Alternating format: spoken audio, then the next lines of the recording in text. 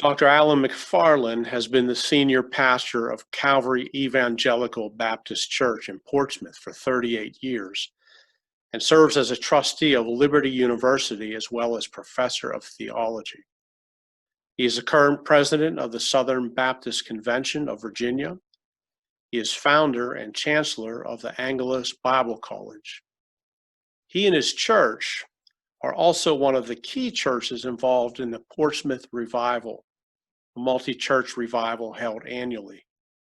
He and his wife Doris have been married for more than 52 years and have 4 daughters, 1 son, and 16 grandchildren.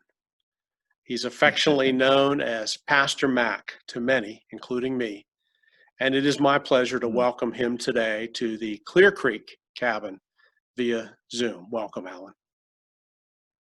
Thank you, Rick. It's a pleasure to be with you. You once told me that when Pat Robertson asked you to march in a Jesus prayer march in the 1990s, you told him, "I don't march because the last time I marched, I got arrested." And that's worth a chuckle, but maybe you could tell us what it was like for you during the most visible time of the civil rights struggle. Yes, sir. In 1963, I was a student at South Carolina State in South Carolina, Orangeburg. And from the results of that, we were doing what college students are doing today. We were demonstrating. And I did not know in demonstrating that we were going to go to jail. And we did. And not only jail, but I was also sent to the state penitentiary in South Carolina for 5 days. However, those days were exciting days, because you know how young people are. They can get excited about anything. And we were demonstrating, we were marching. I know the validity of it, the seriousness of it, and it has been with me ever since. I have pictures to show, which I have something to give you. But the cause was so important in my life that today I cannot go to a museum, and I've been to many, one in Memphis, Tennessee, one in Montgomery, Alabama, the African American Museum in Washington, D.C. I can only stay in there about a half an hour, because the things that I see that reminds me of back in the day, the civil rights movement, how we were treated as African Americans, kind of disturbed my spirit. In addition to that, I cannot look at any racial movies or anything on a Saturday because I'm having to preach Sunday, and I always need my heart to be right with God. So that's the kind of effect the civil rights movement have on me. What kind of emotions does it stir up within you, Alan? Oh, because being in my skin, you sense things. You believe that this world is for justice. And yet I know that there are a lot of injustices that have taken place in the world system. You see, I grew up in the era where Black folks rode on the back of the bus, and there were the different water fountains, Negro or colored and white. You went to restaurants, you went in the back to get your food. Those are the days that I grew up. And so to see what's happening today, even recognizing people who have some racism about themselves, it disturbs me, particularly as believers. So when I first met you, I was checking you out, my brother. I would say things, to see if you would have a grimace on your face, because I'm checking out to see where your heart is. And my wife and I chuckle about you, and I tell Dad, I love Rick. He's a genuine brother. And then you told me of working in Southeast, in Washington, D.C. Yeah. Oh, I fell in love with you because that's the Anacostia area. And that was, when I was there, a black area. And you didn't go there, your color, unless you had a purpose. So yeah, those are the kind of things that still stirs me up. Hmm. Hmm. I perceive you as a man of God who's first and foremost about reconciling people with God through Jesus Christ.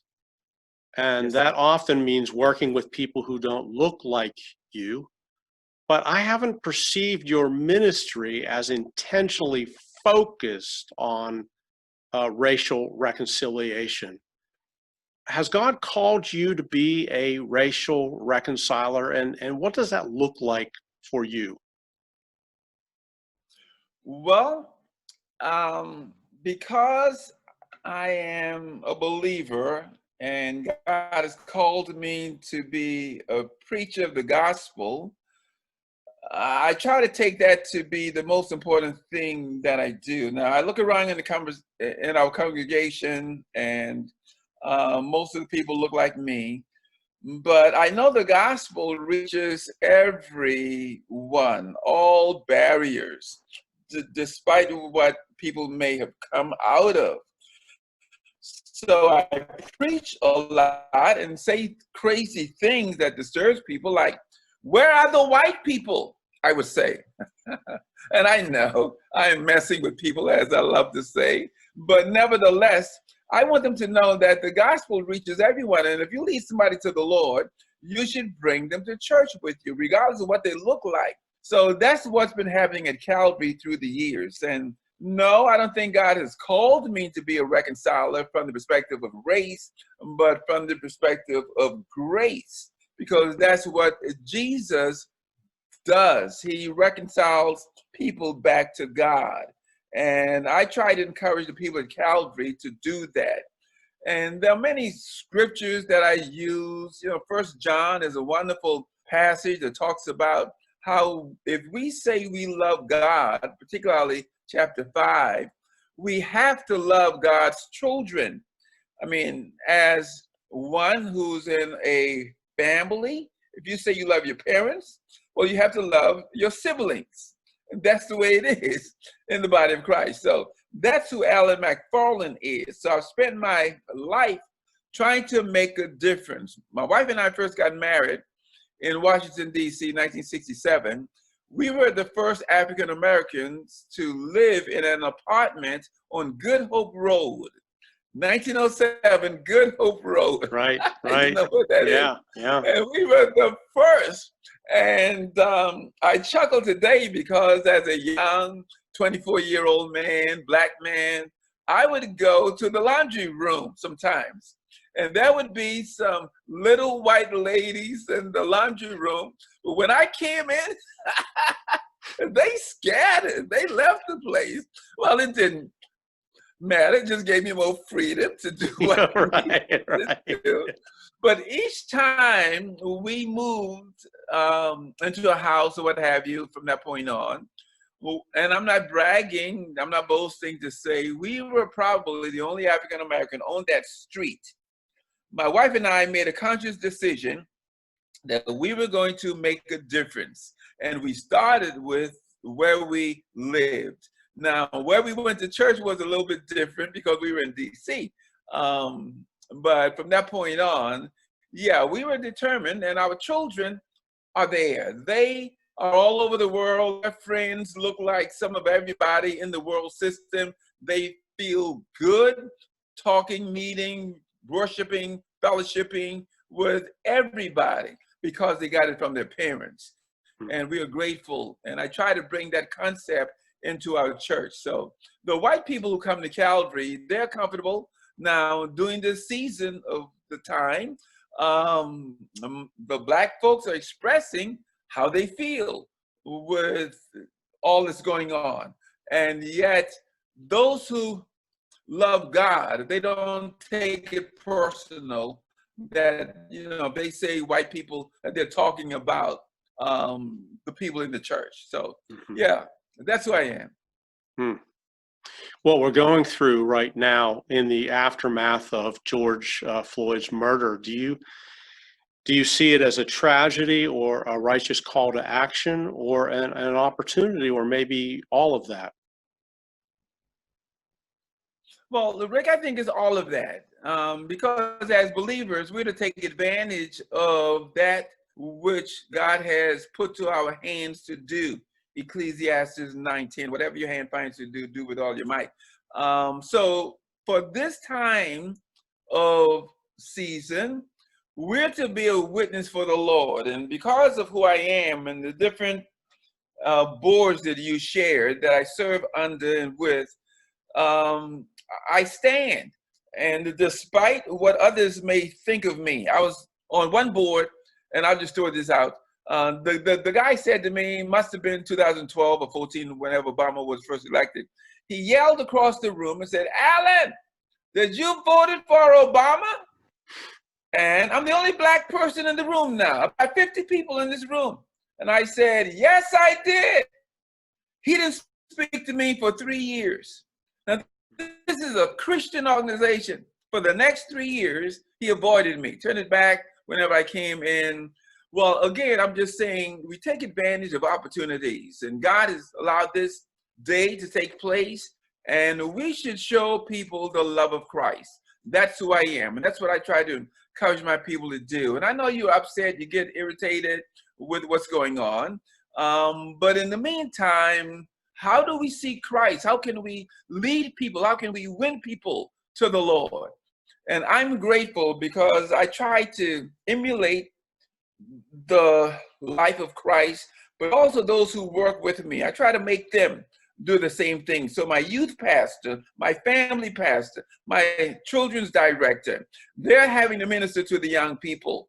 And they're coming with everything that they feel. But I want them to share with them, where are we going with this? Can we still show the love of Christ? So yeah, that's what I think we're doing. And by the way, my youth pastor is a white guy, and my children's director is his wife. She's white as well. And they're out there ministering to African Americans, and I'm so grateful where they are spiritually in the Lord. Yeah.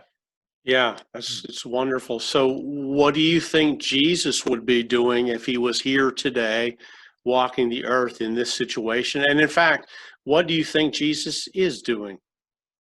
Well, I think Jesus is a reconciler because that's why he came to manifest, to reveal the Father, to make him known to man. I have today, he would be talking about loving God with all our minds, our hearts, our souls, and all of our beings. And I really believe that he is doing something today because we are members of the body of Christ. And again, I'll repeat this, but we must show people that saying we had, what would Jesus do? Something like that. Well, we're to do what we think Jesus would do, and that is to love on people. And yet, people are angry, and I have so much I can talk to you about because this is a subject that just stirs my heart because we should be serving people and caring for people. See, as a white person, you should realize that African Americans are hurting, and they come to the table hoping that there'll be some solitude with some friends who will come alongside and stand with them. Because, Rick, you as a pastor cannot feel my hurt. You don't live in my skin. You haven't experienced the things that I've experienced, and likewise. But in the meantime, we can stand together. We can let people know that I'm with you. I'm getting calls from people all over the United States just to say, "Hey, Alan, I love you." And these are a lot of white guys that I've met, and I appreciate them. They don't necessarily need a conversation. They just want me to know that they're standing with me, and they'll ask, "Well, how can I pray for you?" And I just think that's what Jesus would do, because we are his hands, we are his feet. and we're to serve him. What, Yes. what would you like your white brothers and sisters in Christ to know about what's important to you as a human being? Yes, to know that I also want, and has a big word, equality. And I would like to be known as a friend. I don't want to be looked down on. I don't want anybody to build me up, to be anybody special. Rick, I just want you to be my friend, that we can talk. And I'll throw out this. I brought a lot of white guys on staff with me. And one brother was from Charleston, South Carolina. So I'm from Charleston, but he lived across the track on the other side. And we would ride together in the car, and he realized that he could talk to me about anything. If he could chuckle and laugh. And he was telling me a joke one time of this time that his family, naturally, they had an African-American working for them as a maid. And with that Charlestonian accent, very much like people from the island. And someone called the house, and I shouldn't tell you this joke though, because somebody's not going to take this right. But she answered the telephone, and the way she was answering it, she was saying, "Yes, sir. Yes, sir. No, ma'am." And she hung up the telephone. Well, that happened 3 times. And his mother finally said, "Mary Ann, what was that all about?" She said, "Well, somebody called and they said, 'Is this?'" and they mentioned the person's name. She said, "Yes, sir." Said, "Is Mrs. So-and-so home?" She said, "Yes, sir." She said, "A long distance call from Washington, D.C." And she said, "Yes, ma'am." And she hung the telephone up. Because he knew I could take a joke and I didn't take it personal. And that's the way people talk in Charleston. We became the best of friends, and we could laugh, we could cry. When I lost a loved one in my family, he was the first there. His family in Charleston would be there for me. That's the kind of thing that I would like my white brothers to know, that, hey, I just want to be a friend. I want you to love me, and I'm going to love you. And we don't look down on each other. We treat each other as equal, because that's the way God has made us. So equality is a very important thing to me. So that's how I want to go the rest of my life. Yes, sir. Wonderful. You told me recently that towards the end of your life you want to be involved in things that matter. You don't have a lot of time to waste anymore. What are some of the things that you're involved in now that really matter to you as a pastor, as a man? What really matters to me is to share my life. Not that I'm anybody important, but we all have a testimony, and God has placed us in the kingdom for such a time as this. And my experience, I think, can also be shared with others. And I think this thing of making disciple is extremely important, bringing others alongside of you. So I don't like doing anything without having someone to go with me, to talk and to listen and to understand. What really encourages me today is when I see someone, and this may not sound good, but emulating me. Paul uses the word imitate me. And I know that sounds bad, but it makes me feel good that somebody caught it. Somebody heard what I said. I've had guys who've come to the church and they were not biblicists, and they weren't really getting a great understanding of what the Bible teaches. Now to hear them and to see them teaching and witnessing and ministering to people from the Bible, saying, "Well, just tell me, what does the Bible say?"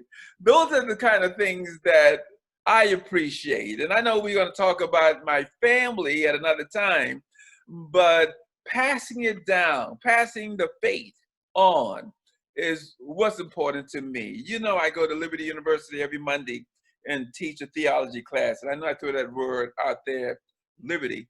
But yet at the same time, I'll have about 80 students in the class, and I usually walk in the class the first day about 2 minutes late. Students have been there. And I walk in and I'll say things like, is this a biology class? Is this biology 202? And they'll get me straight and they'll say, no, this is theology 202. And I'll say, and who's the professor? And they'll say, Dr. Alan MacFarlane. They don't know me. So I'll stand there, I'll empty my briefcase, I'll get the computer set up. You can hear a pin drop. Most of these students have never had a black person standing in front of them. All right? And, and then through the class, during the class, they'll try to check me out to see if do I know what I'm talking about. At the end of class, students are in line, shaking my hand.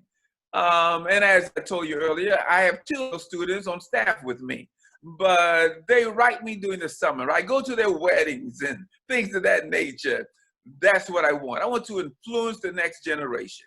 Yes, sir. Wonderful. Well, Alan, thank you so much for joining us today. It's been a real pleasure to have you. It's my pleasure. Thank you so much. Anytime. I'll do anything for you, Rick. I love you, man. And likewise. Thank you, Alan. Thank you.